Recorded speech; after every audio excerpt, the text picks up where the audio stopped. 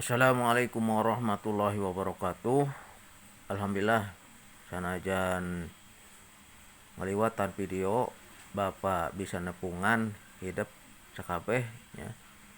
Pang-pang nama rek ngomat-ngomatan kade ulah salah ngalarapkeun pakeman basa.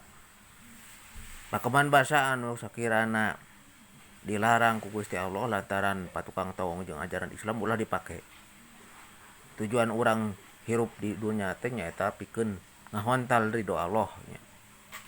Ari ayat-ayat Quran mah da geus ditulis ku Bapak nya geus ditepikeun nya kade baca we.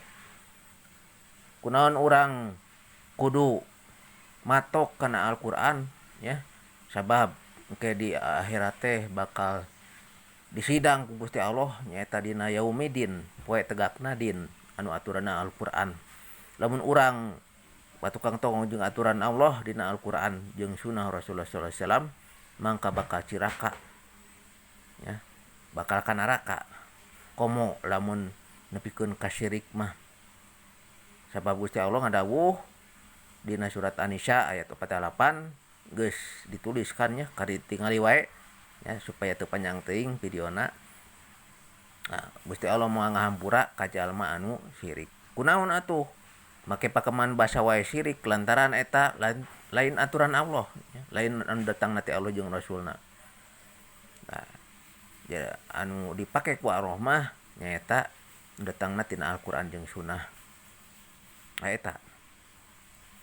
Nah, satuluyna di antarana anu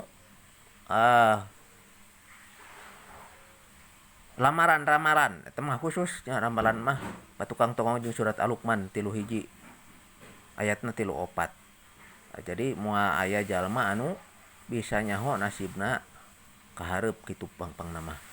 Dicontohan ku zaman Firaun nya jeung Nabi Musa. Eta Firaun teh geus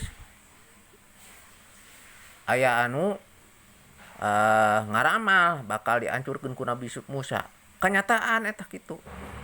Dihancurkeun ku budak ti Bani Israil nyaeta Nabi Musa. Kabuktian. Nah, tapi eta ramalan teh lain hak, lain teu bener nya.